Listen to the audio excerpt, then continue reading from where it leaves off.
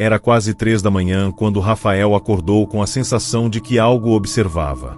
O quarto estava escuro, apenas o brilho pálido da lua atravessava as frestas da cortina.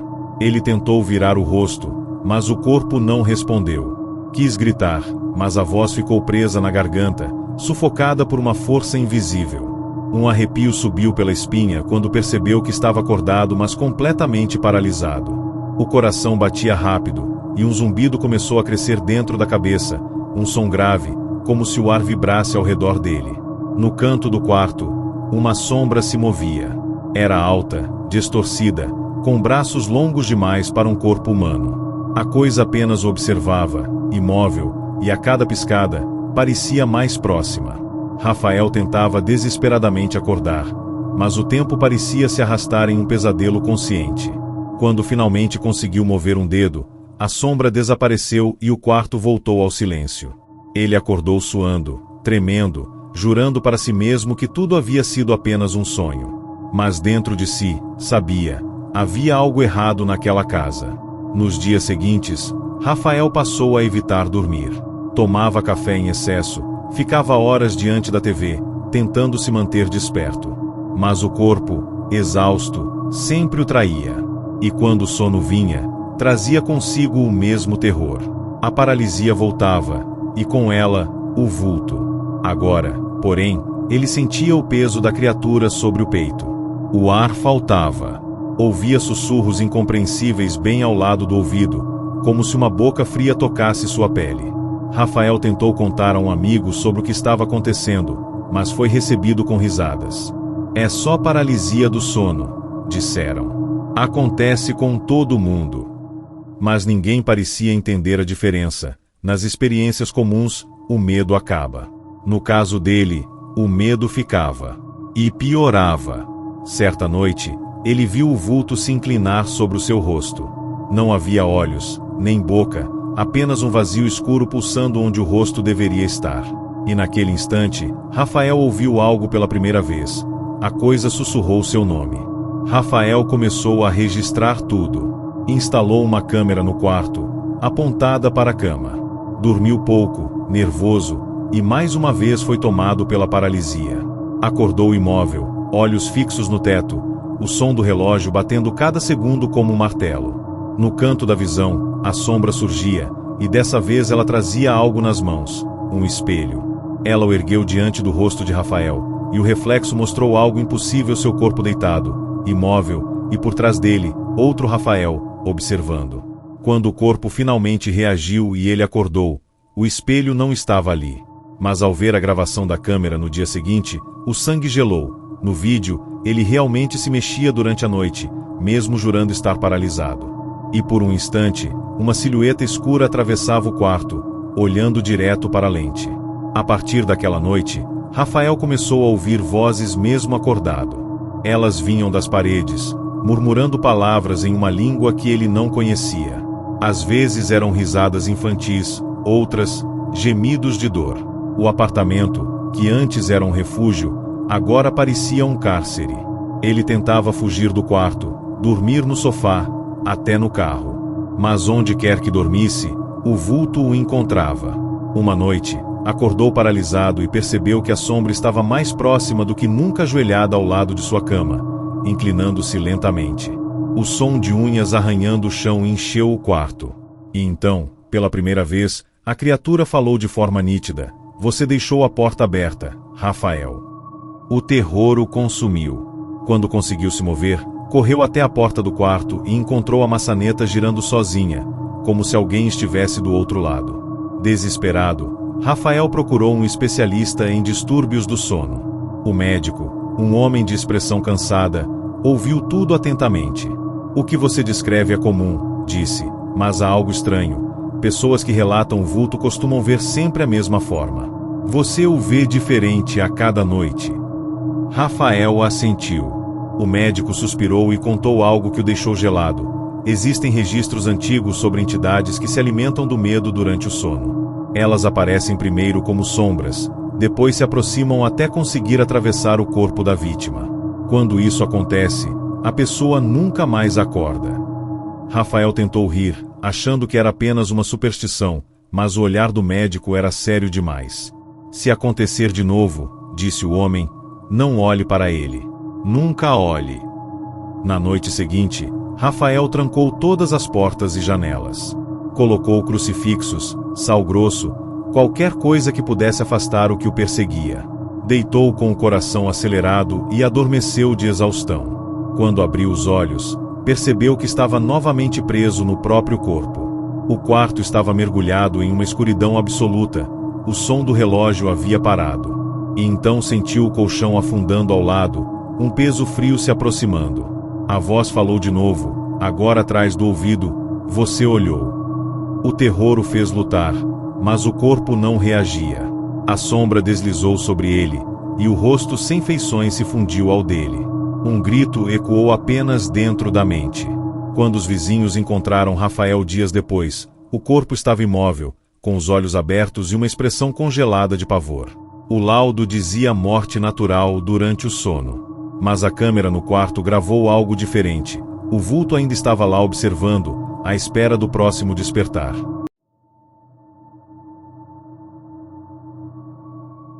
Mariana sempre teve pesadelos estranhos, mas nada comparado àquela noite.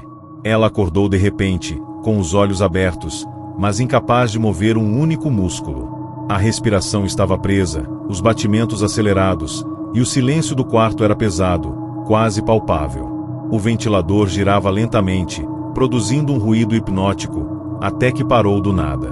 A única coisa que se movia era a sombra do guarda-roupa, que parecia se alongar, deslizando pelo chão até alcançar os pés da cama. Mariana tentou gritar, mas o som ficou preso dentro da cabeça. A sombra subia, ganhando forma, e o ar ficou mais frio. Quando chegou perto o suficiente, ela viu um rosto feminino, pálido, os olhos brancos e a boca costurada. A figura parou diante dela e inclinou a cabeça como se a estudasse.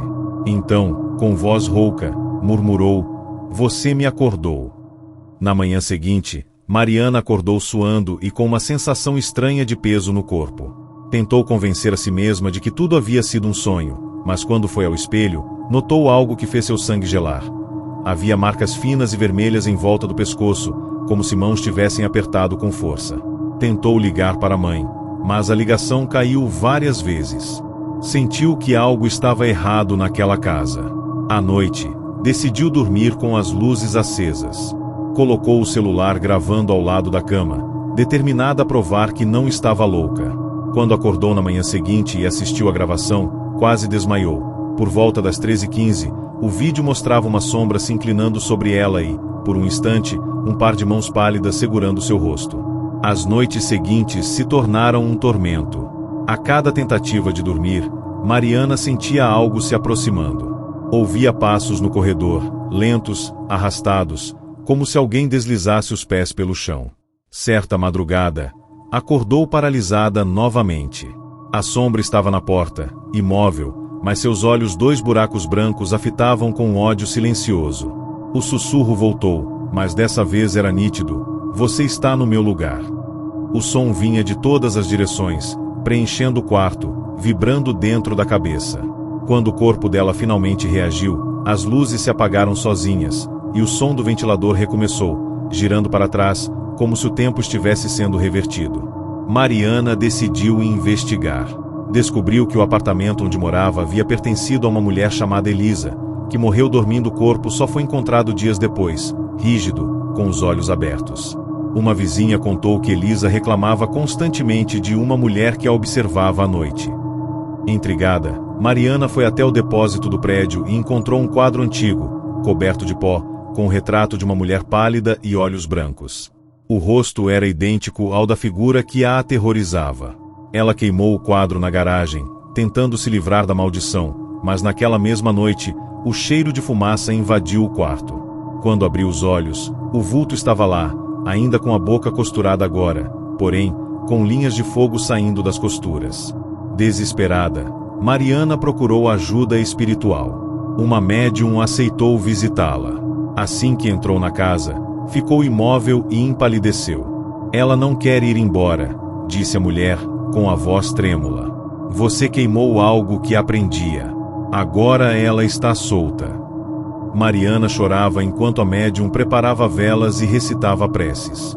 Mas no meio do ritual, o vento soprou com violência, apagando todas as chamas. A médium começou a convulsionar, e do seu peito saiu um grito agudo, uma voz que não era dela, repetindo a mesma frase. Ela acordou, ela acordou. Quando a sessão terminou, a mulher estava inconsciente e Mariana, em choque, jurou nunca mais dormir.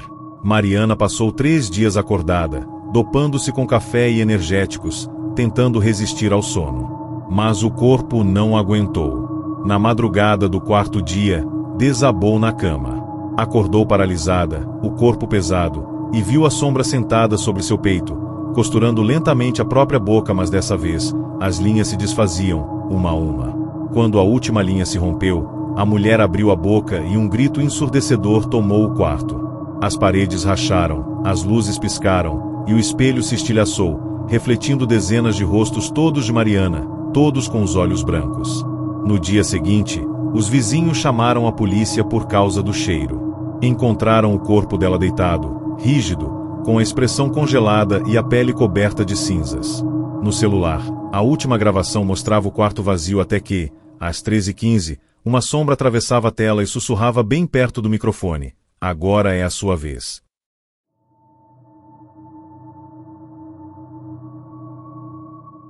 Eduardo se mudou para uma casa antiga nos arredores da cidade, buscando tranquilidade após o fim de um relacionamento conturbado. A casa era silenciosa, fria e cheirava a mofo, mas ele acreditava que o isolamento o ajudaria a recomeçar. Na primeira noite, deitou exausto, mas o sono veio pesado e inquieto. No meio da madrugada, despertou com o corpo travado. Não conseguia mover os braços, nem as pernas, e o ar parecia preso na garganta. A janela estava aberta, e uma brisa gelada cortava o quarto. Foi então que o viu, um homem parado do lado de fora, imóvel, com o rosto coberto por um pano branco. O vulto o observava sem piscar. Eduardo tentou gritar, mas o som não saía. O pano começou a se mover lentamente, como se algo respirasse por baixo dele. E quando o vento soprou mais forte, o pano caiu revelando um rosto idêntico ao dele, pálido, morto. No dia seguinte, Eduardo tentou convencer-se de que tudo não passará de um sonho. Mas a imagem daquele rosto não o deixava em paz. No trabalho, sua cabeça latejava, e por instantes, via reflexos do homem em vidros e monitores, sempre parado, sempre observando. Na segunda noite, a paralisia voltou. Dessa vez, o visitante entrou. Eduardo viu a silhueta atravessar a janela e caminhar até a beira da cama. O rosto, seu próprio rosto, se inclinou sobre ele e murmurou: "Você não devia ter vindo para cá." A voz era rouca, distorcida, como se viesse de dentro de um túmulo. Quando o corpo dele finalmente respondeu, a figura desapareceu, deixando apenas um cheiro forte de ferro e mofo. Na manhã seguinte, havia pegadas de lama secando no chão do quarto, vindas da direção da janela. Curioso e aterrorizado, Eduardo começou a investigar a origem da casa. Descobriu que, há mais de 40 anos, um homem chamado Dário morara ali e fora encontrado morto na cama, com o corpo rígido, olhos abertos e expressão de horror. No quarto onde dormia, a polícia havia achado um espelho quebrado e marcas de unhas nas paredes.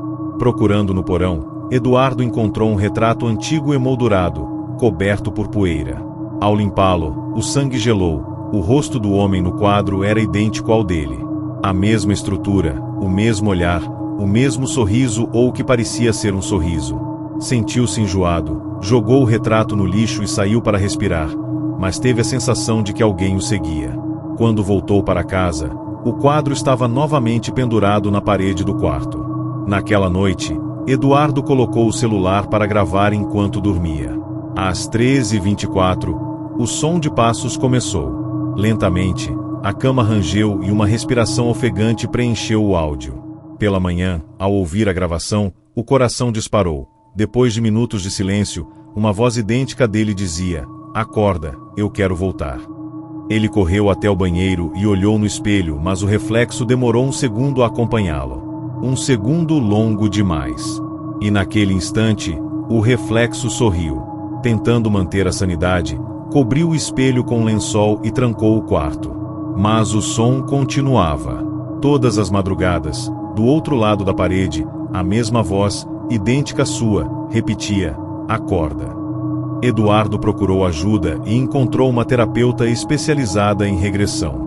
Durante a sessão, sua respiração ficou pesada, o corpo tenso, e então começou a falar, mas não era ele. A voz mudou, grave e distorcida, dizendo: ele roubou minha vida. Ele dormiu na minha cama. A terapeuta, assustada, tentou acordá-lo, mas ele só se acalmou após minutos de convulsão. Quando abriu os olhos, olhou diretamente para ela e perguntou: onde está o meu corpo? Sem lembrar de nada depois. A terapeuta se recusou a vê-lo novamente. Eduardo voltou para casa e encontrou a janela aberta, o retrato no chão e, sobre a cama, um lençol molhado de sangue. Naquela noite, exausto e abalado, Eduardo deitou sem forças. O ar no quarto estava denso, quase sólido. Ele tentou manter os olhos abertos, mas o sono o arrastou. Acordou paralisado, o som do vento entrando pela janela. A figura estava ali, em pé, ao lado da cama, segurando o pano branco. Lentamente, ela o cobriu com o tecido. No escuro, ouviu sua própria voz dizendo: agora dorme. É minha vez de acordar. No dia seguinte, os vizinhos notaram algo estranho. Um homem idêntico a Eduardo caminhava pela rua, com olhar perdido e roupas antigas. Dentro da casa, o corpo de Eduardo foi encontrado deitado, com o rosto coberto por um pano branco e o mesmo sorriso congelado do retrato antigo. A polícia encerrou o caso como morte durante o sono. Mas à noite, a luz do quarto ainda acende sozinha e um reflexo sorri do outro lado do espelho.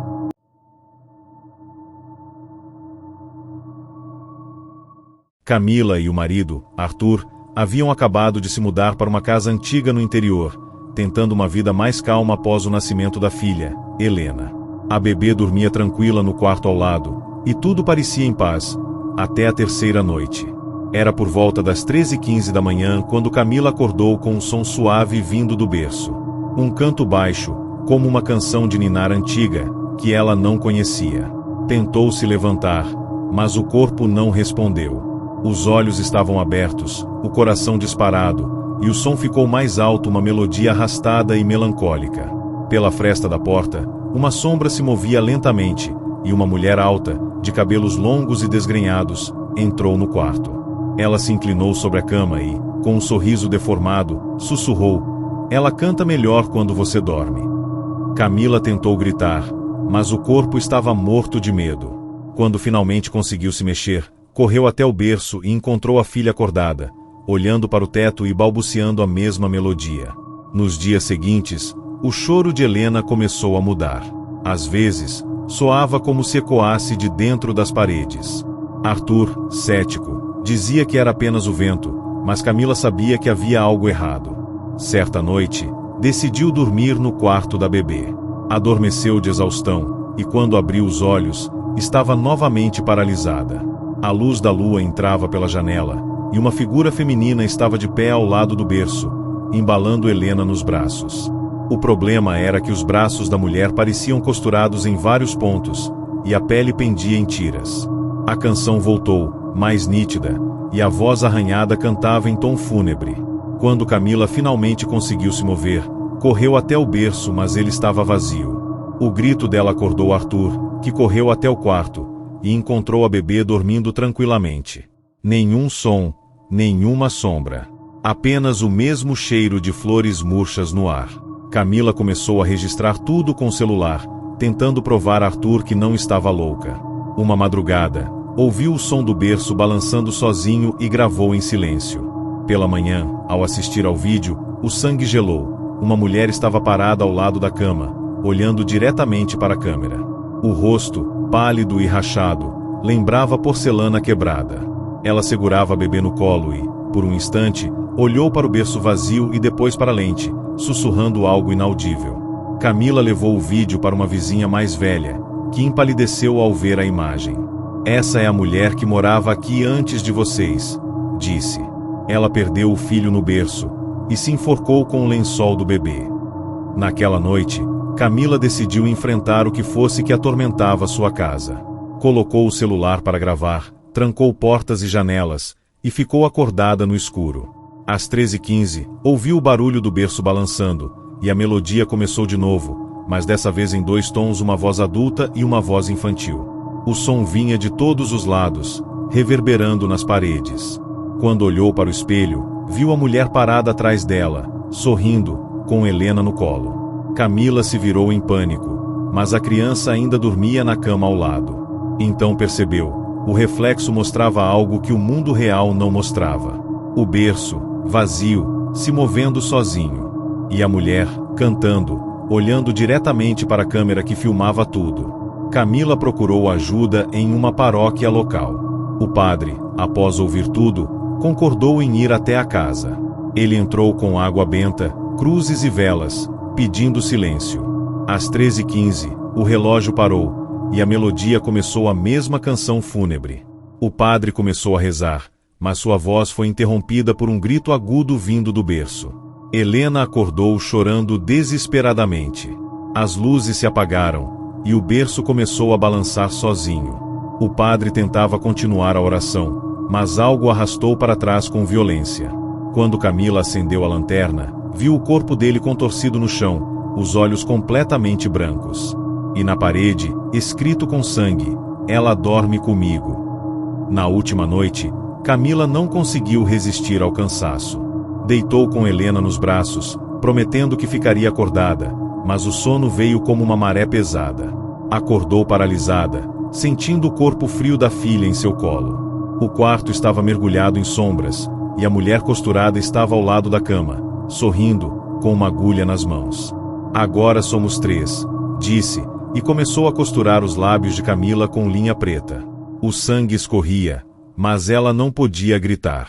Quando o sol nasceu, Arthur encontrou as duas na cama, Camila imóvel, olhos abertos e a boca selada por fios escuros, e Helena dormindo tranquilamente, segurando um pequeno pedaço de tecido rasgado, como se fosse um brinquedo. O médico atestou morte por parada cardíaca. Mas às 13h15 da madrugada seguinte, a babá eletrônica ligou sozinha e a voz de Camila cantava uma canção de ninar que ninguém conhecia.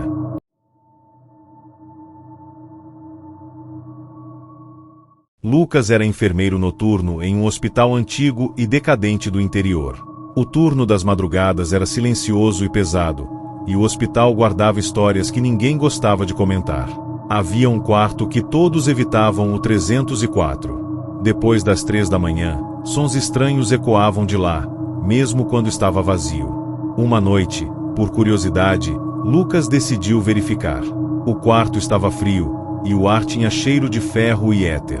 A cama parecia ter marcas recentes, como se alguém tivesse se mexido sobre ela. Ao virar as costas, ouviu o som do respirador ligado, mas não havia equipamento algum. Naquela mesma madrugada, ao cochilar na sala de repouso, acordou paralisado. Viu, diante dele, a mesma cama do quarto 304 e, sobre ela, uma paciente pálida, com tubos saindo da boca. Ela o fitava com os olhos abertos e dizia, com voz rouca, "Você me deixou morrer".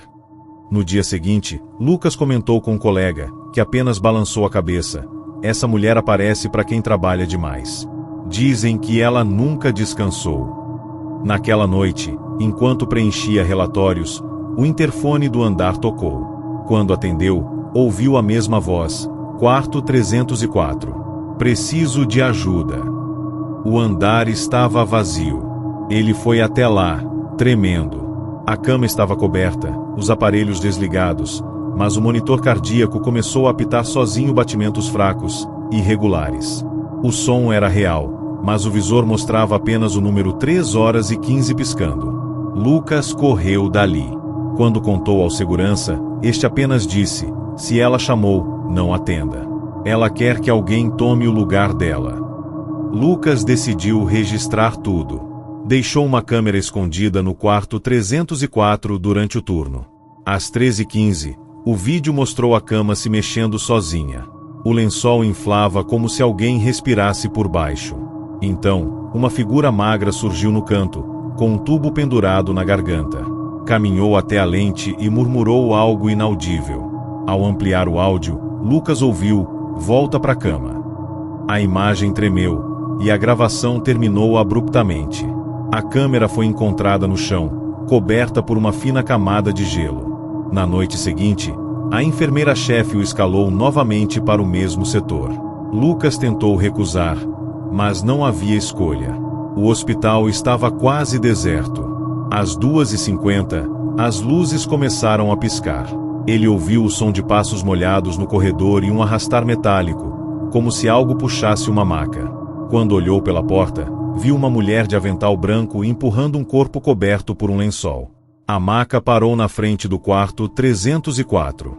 Ela se virou lentamente e revelou um rosto sem olhos, apenas buracos escuros. Lucas tentou correr, mas o corpo travou. O mesmo peso frio o dominou a paralisia do sono, mesmo desperto. Ela se aproximou, tocou o rosto dele e sussurrou: "Agora é sua vez de cuidar de mim." Dias depois, Lucas desapareceu. A direção do hospital encontrou apenas sua prancheta caída perto da sala de descanso. Dentro dela, havia um relatório incompleto. As últimas anotações diziam: 3h10 voz feminina no interfone. 3h12 passos no corredor. 3h15 ela entrou. O registro termina com um borrão de tinta e uma mancha escura. Um dos médicos contou à polícia que Lucas parecia obcecado por uma paciente que morrera há anos naquele quarto, uma mulher que sofria de paralisia noturna, e afirmava que um enfermeiro das sombras a observava enquanto dormia. O hospital tentou encerrar o caso e reabrir o quarto 304. Um novo enfermeiro foi contratado, e durante o primeiro plantão noturno, decidiu descansar um pouco. Às 13h15, as câmeras de segurança mostraram o homem dormindo na sala de repouso. Minutos depois, o corpo dele começou a se contorcer, e seu rosto travou em uma expressão de horror. No mesmo instante, as luzes do corredor se apagaram, e o interfone do 304 tocou. Quando seguranças atenderam, uma voz fraca, masculina, disse: "Aqui é o enfermeiro Lucas." Ela acordou. No quarto, a cama estava ocupada novamente. E sobre o travesseiro, uma marca funda como se alguém ainda estivesse deitado ali, respirando.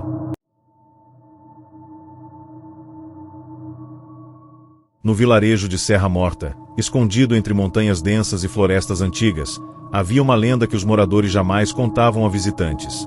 A cada década, um sacrifício precisava ser realizado no topo do Pico do Silêncio, uma montanha conhecida por suas brumas densas e rochas negras. Helena, arqueóloga que pesquisava culturas ancestrais, chegou ao vilarejo após ouvir relatos de cavernas contendo inscrições sobre rituais e entidades esquecidas.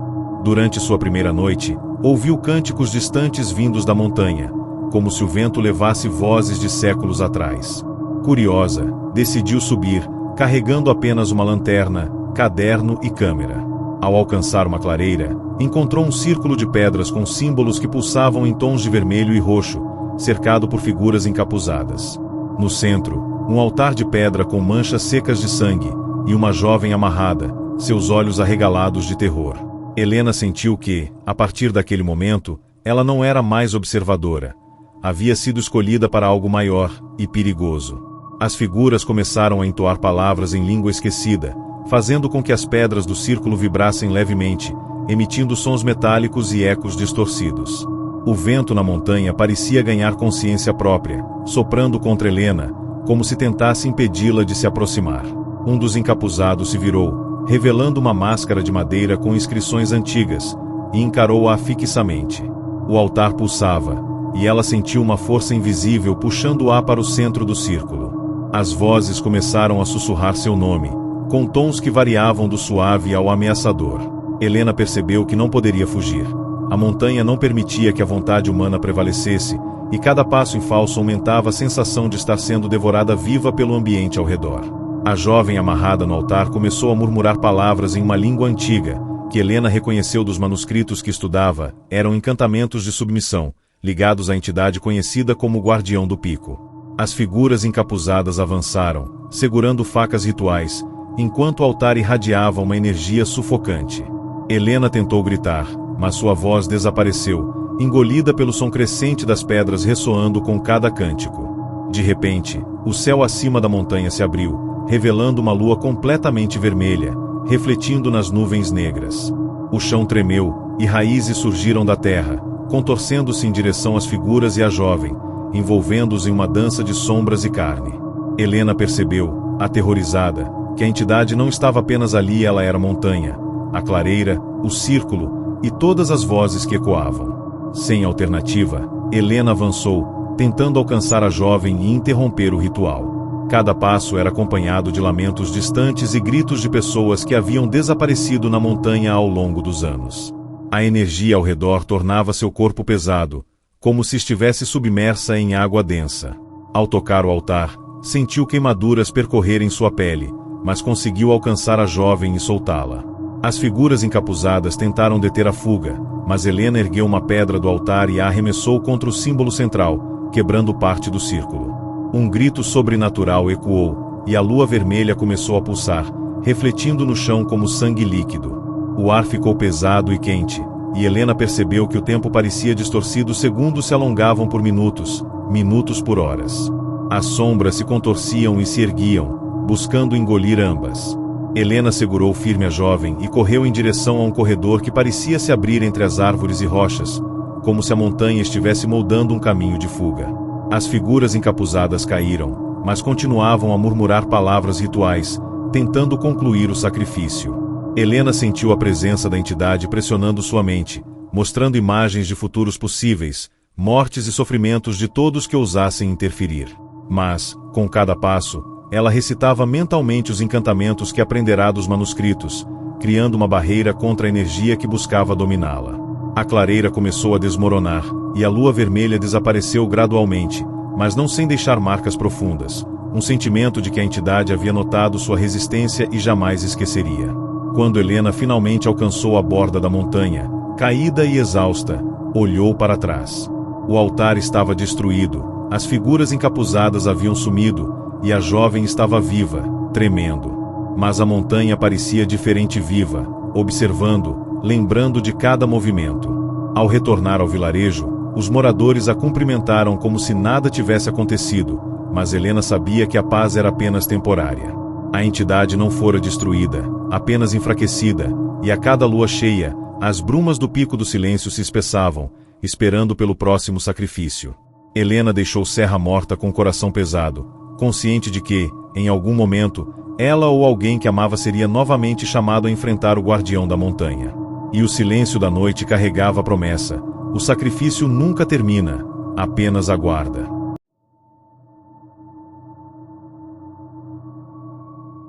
Letícia trabalhava como camareira em uma pousada isolada no interior de Minas. O prédio era velho, com madeiras rangendo e um cheiro constante de mofo. Ela dormia em um pequeno dormitório nos fundos, junto a outros funcionários, mas naquela semana estava sozinha, os colegas haviam saído para o feriado. A noite caiu silenciosa, e Letícia deitou cedo, exausta.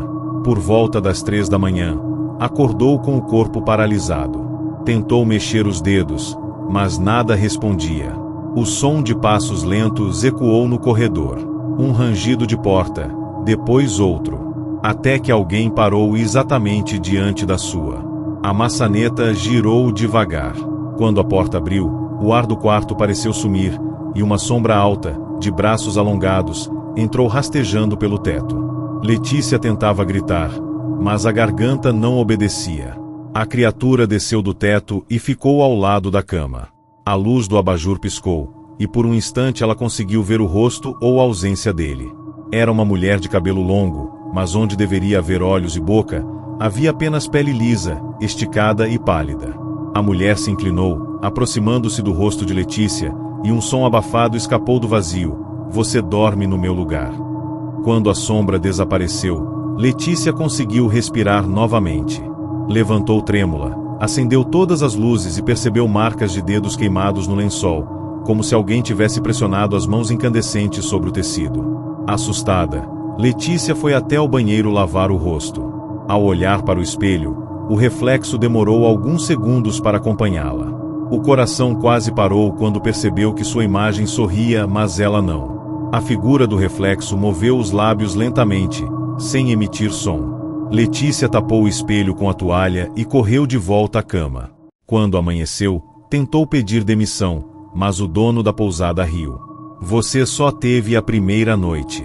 Quase todos veem a hóspede do quarto antigo. Ninguém sabia o nome dela, apenas que morrera dormindo, asfixiada, décadas atrás.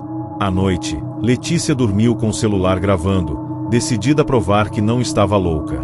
No dia seguinte, Letícia assistiu ao vídeo. Às 3h03, uma névoa surgiu no canto do quarto. Aos poucos, formou a silhueta de uma mulher de cabelos negros. A câmera tremia, e Letícia, imóvel na cama, era observada.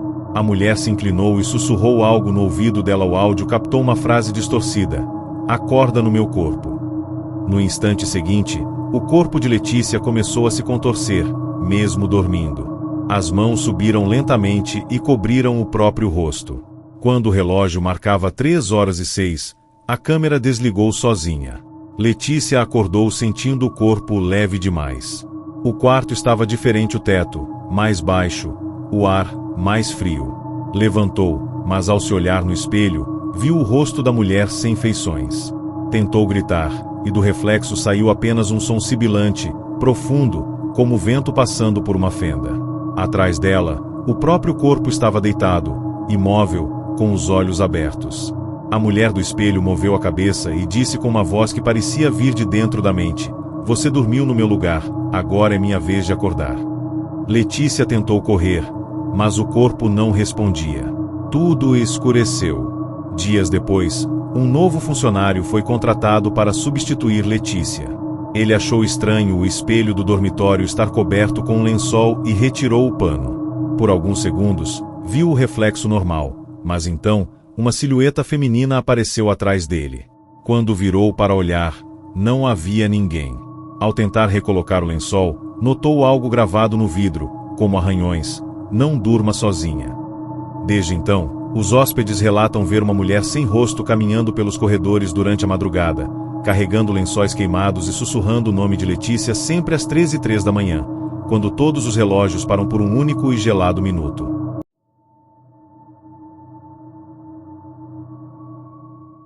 Rafael trabalhava como técnico de enfermagem no setor psiquiátrico de um hospital abandonado que havia sido parcialmente reaberto para estudos.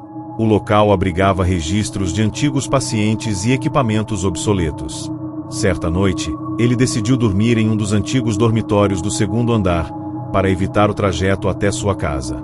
O quarto era pequeno, com cheiro de álcool e ferrugem, e uma cama de ferro no centro. Na parede, o número 42 estava riscado diversas vezes, como se alguém tivesse escrito com unhas.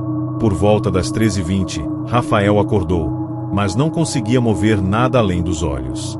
Uma figura sentava-se na ponta da cama, com a cabeça baixa e as mãos tremendo. O som da respiração era irregular, como se fosse de alguém tentando se lembrar de como respirar.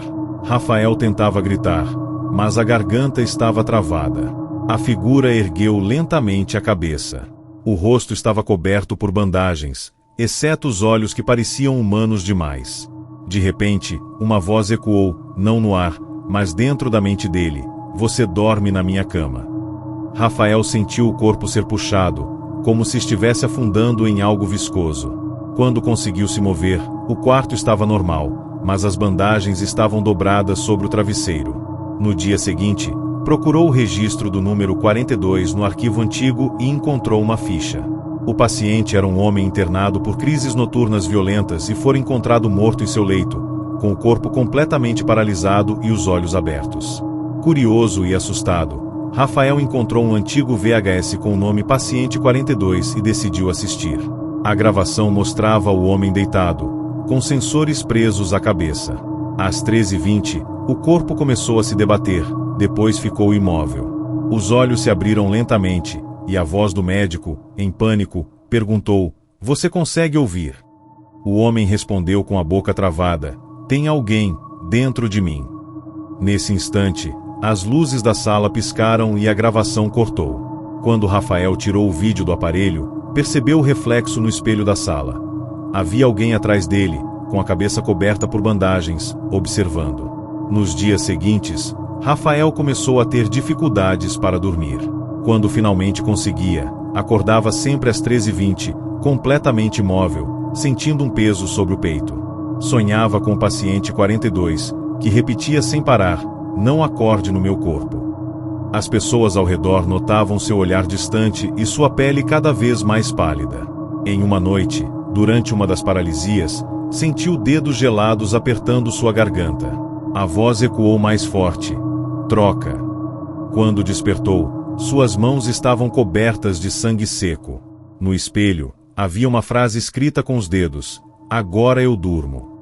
Rafael não lembrava de nada da noite anterior. Os colegas disseram que o viram andando pelos corredores, falando sozinho e sorrindo.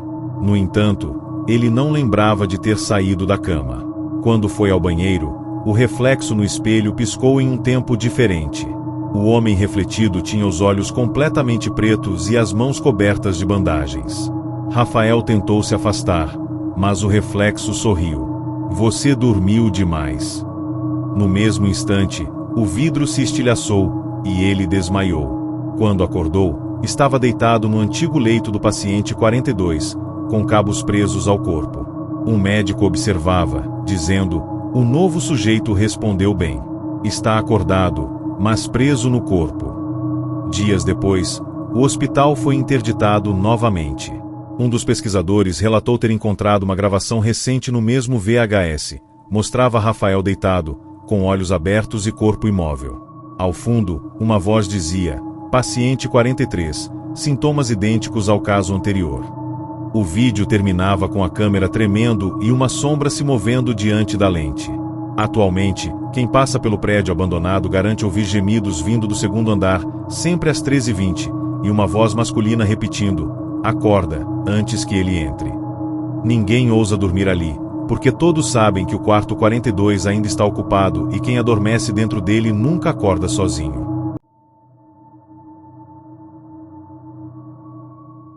Henrique era um jovem fotógrafo que se mudou para uma casa antiga no interior para buscar paz e inspiração. O imóvel, alugado por um preço absurdamente baixo, tinha janelas altas, madeira escura e um sótão trancado com um cadeado enferrujado. O proprietário apenas disse: "Não precisa subir lá."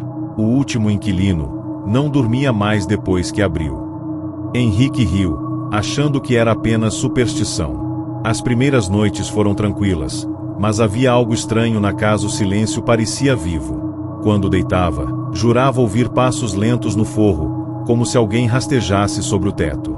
Na terceira noite, acordou sem conseguir se mover. O corpo estava travado e o ar, pesado. No teto, viu algo que parecia um rosto humano, preso entre as tábuas. Os olhos o observavam, e os lábios se mexiam em silêncio. Na manhã seguinte, tentou esquecer o ocorrido, mas o som no teto se repetia. Era como se unhas arranhassem a madeira de dentro para fora. Decidiu investigar e subiu até o sótão, quebrando o cadeado. A porta rangeu, revelando um espaço coberto de poeira e cheiro de animal morto. No centro, uma cama antiga, e sobre ela, um colchão rasgado com marcas fundas de dedos. Em uma das paredes, encontrou fotos antigas, várias pessoas dormindo, sempre com o mesmo rosto deitado ao lado delas. Um rosto deformado, com olhos abertos e expressão de agonia. Ao examinar melhor, percebeu que aquele rosto não era desenhado, era real. A foto parecia tridimensional, como se a pele tivesse sido colada ali. Naquela noite, o sono veio pesado. Henrique acordou às 3h14, paralisado. O quarto estava completamente escuro, mas ele sentia algo se movendo próximo ao teto. O som das tábuas estalando foi seguido por uma respiração ofegante. Lentamente, ele viu o mesmo rosto da noite anterior se projetar na madeira acima dele. Os olhos abriram, e os lábios murmuraram, agora com som: "Devolve o meu lugar." Henrique tentou gritar, mas o som saiu abafado, como se sua voz estivesse sendo sugada. Sentiu um peso sobre o peito e uma sensação gelada percorrendo o corpo. O rosto no teto começou a se alongar, descendo em direção a ele, como se a madeira se esticasse junto. Quando conseguiu se mover, o rosto havia sumido, mas uma mancha escura se formava no teto, pulsando como se respirasse. Tentando provar que não estava enlouquecendo, Henrique posicionou sua câmera para gravar o teto enquanto dormia. Na manhã seguinte, revisou o vídeo e o sangue gelou. Às 3h14, uma sombra se formou, tomando forma humana. Uma espécie de rosto surgiu e olhou diretamente para a lente, sorrindo. O mais perturbador foi o final da gravação. A sombra desceu até a cama, e o rosto se aproximou da câmera, revelando olhos que pareciam os dele. Logo depois, a tela ficou preta e um som metálico ecoou. Quando levantou os olhos da tela, a câmera estava virada para ele, apontando sozinha, com o obturador piscando. As noites seguintes foram tortura. Toda vez que fechava os olhos, sentia o peso de algo sobre o peito. Começou a acordar com hematomas e marcas de mãos no corpo. Certa noite, durante mais uma paralisia, a voz voltou agora próxima, quase dentro da cabeça. Acorda, você dorme no meu corpo. A sombra no teto começou a descer, contorcendo-se até formar algo semelhante a um corpo humano, mas invertido, como se os ossos estivessem do lado errado.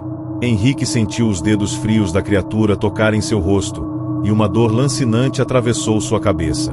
Quando o sol nasceu, havia sangue escorrendo de seu nariz e uma expressão de puro pavor em seus olhos refletidos no espelho.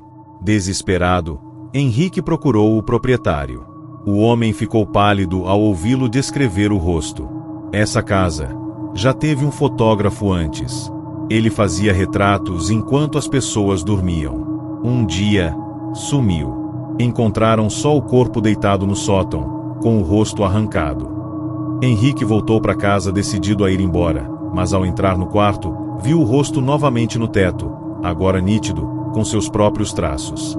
Não tem mais volta, murmurou a voz. A madeira cedeu, e algo caiu do teto, uma pele humana seca, colada, como um molde. Era o rosto dele. Dias depois, a polícia entrou na casa após reclamações dos vizinhos. Encontraram o tripé com a câmera ainda ligada, gravando o quarto vazio. No vídeo, Henrique aparece dormindo, imóvel, enquanto o rosto desce lentamente do teto e se encaixa sobre o dele. O corpo se levanta, sorri para a câmera e sussurra: "Agora sou eu quem tira as fotos." Quando o vídeo termina, é possível ver o reflexo de um novo rosto surgindo na madeira do teto. A casa foi lacrada, mas moradores locais juram que, ao passar em frente, podem ver flashes vindos da janela do quarto e, por um instante, o rosto de alguém preso na escuridão, observando, esperando por quem ousar dormir ali.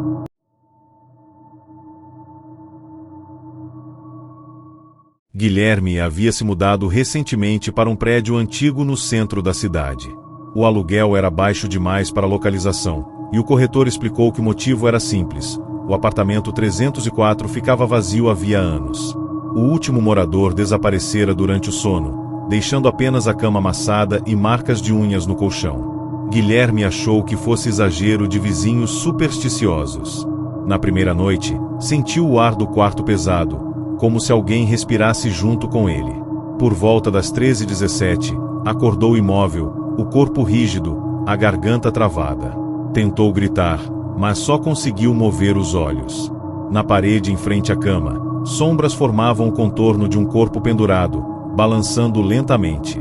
Quando conseguiu se mexer, as sombras sumiram, mas o ventilador estava parado. No dia seguinte, Guilherme encontrou um espelho antigo dentro do guarda-roupa, coberto por um lençol. Resolveu limpá-lo e pendurou-o em frente à cama. Na noite seguinte, acordou novamente paralisado. A diferença era que agora, no reflexo, ele viu uma figura sentada sobre seu peito. O rosto era o dele, mas distorcido, com um sorriso congelado e os olhos vazios. A criatura moveu a cabeça lentamente, como se ouvisse alguma coisa, e sussurrou: "Você não devia ter me acordado." Quando o sol nasceu, o espelho estava rachado, e o ar do quarto cheirava a ferro e mofo. Guilherme jurava ouvir uma respiração ofegante dentro da parede, como se alguém estivesse preso ali, tentando sair. Assustado, Guilherme instalou uma câmera para registrar o que acontecia. Dormiu com ela apontada para a cama. No dia seguinte, ao assistir à gravação, ficou pálido. Às 13h17, o reflexo do espelho começou a se mexer sozinho. A imagem mostrava um homem levantando-se da cama, mas Guilherme permanecia deitado.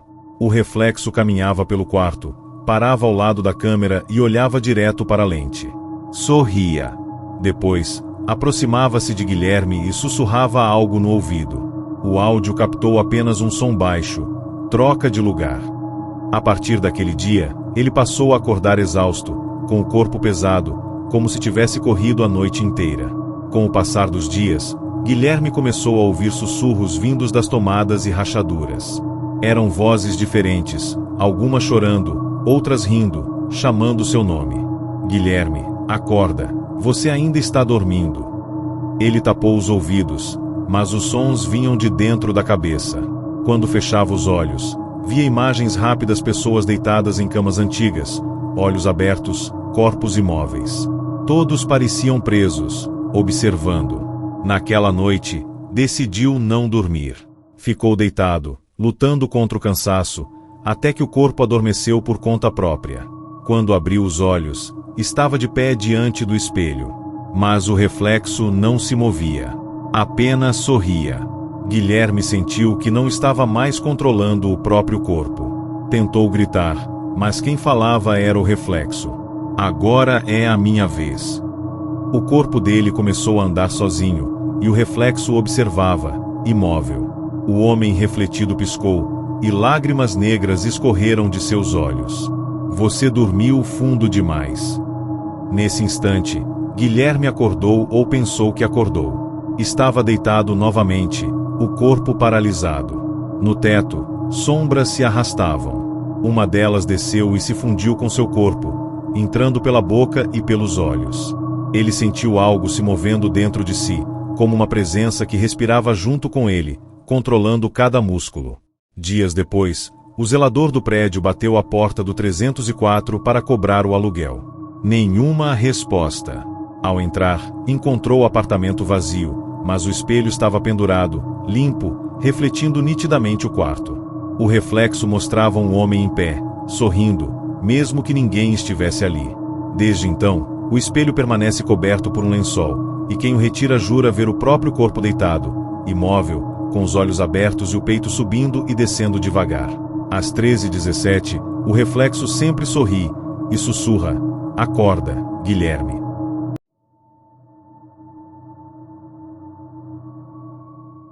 Mariana era jornalista e estava produzindo uma matéria sobre prédios antigos que foram abandonados após tragédias. O Hotel Dalma, construído na década de 40, ficava em uma estrada isolada e cercada por mata densa. Segundo relatos, o local fora fechado após uma sequência de mortes inexplicáveis, hóspedes encontrados sem vida, deitados, olhos abertos e rostos cobertos por uma expressão de sufocamento. O quarto 19 era o mais evitado. Diziam que quem dormia ali acordava sem voz, incapaz de se mover. Mariana, cética e determinada a expor o mito, levou seu equipamento e decidiu passar a noite no quarto amaldiçoado. O ambiente era sufocante, papel de parede rasgado, o cheiro forte de mofo e uma cama antiga com lençóis amarelados. À meia-noite, começou a gravar. Às 13h11, algo começou a sussurrar seu nome. Mariana acordou com o corpo completamente rígido. Tentou respirar, mas o ar parecia preso na garganta. A luz da câmera, deixada ligada, piscava. No canto do quarto, uma sombra se formava, alta, distorcida. A voz sussurrou: você me acordou. Mariana tentou se mover, mas a sombra aproximou-se e sentou-se na beira da cama. Os lábios invisíveis se abriram e uma respiração quente tocou seu ouvido. Agora ouça. Sons de gritos distantes preencheram o quarto, como se vindos das paredes. Quando finalmente conseguiu se mover, o relógio marcava 3h33. A voz havia parado, mas no microfone de sua câmera ficou gravada uma frase impossível: você dorme no lugar dela. De manhã, Mariana ouviu a gravação. O áudio era repleto de ruídos e gemidos, e em meio a eles, uma voz feminina implorava: me tira daqui, eu não consigo acordar. A jornalista, intrigada, procurou registros sobre o local. Descobriu que, na década de 60, uma hóspede chamada Elisa Martins desapareceu justamente no quarto 19.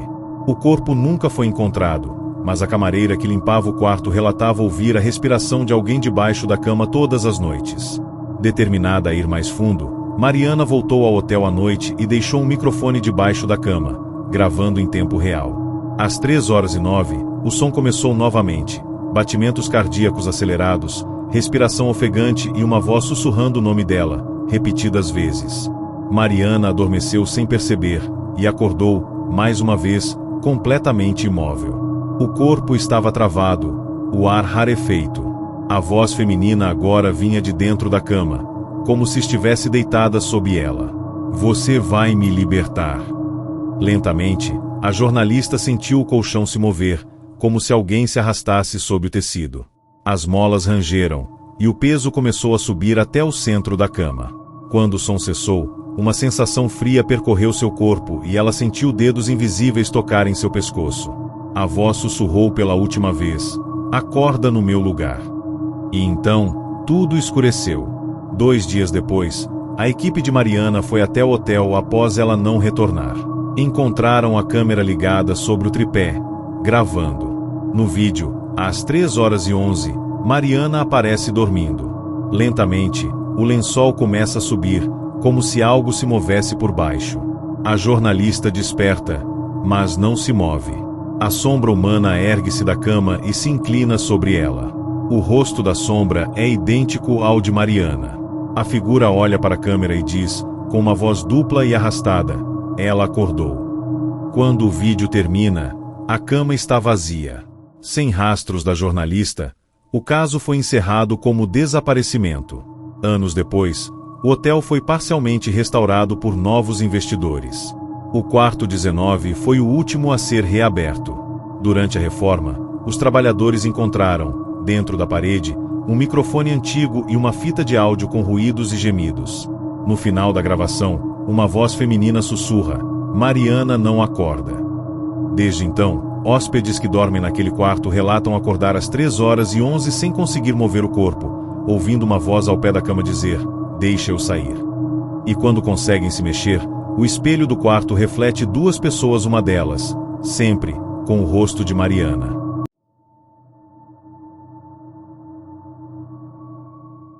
Rafaela era gerente de uma pequena pousada à beira de um lago isolado. Durante o outono, o movimento diminuía drasticamente, e ela acabava dormindo sozinha na suíte principal, um quarto espaçoso com janelas grandes que refletiam a água. Na terceira noite sozinha, por volta das 3h15 da manhã, acordou com o corpo paralisado. O silêncio do quarto era absoluto, mas ela sentiu uma presença. Um peso frio pairava sobre o peito, e o ar parecia denso. À medida que tentava se mexer, percebeu que algo invisível tocava seu braço, deslizando pelo corpo. Um sussurro arranhado atravessou a mente dela: não abra os olhos, ou ele verá você.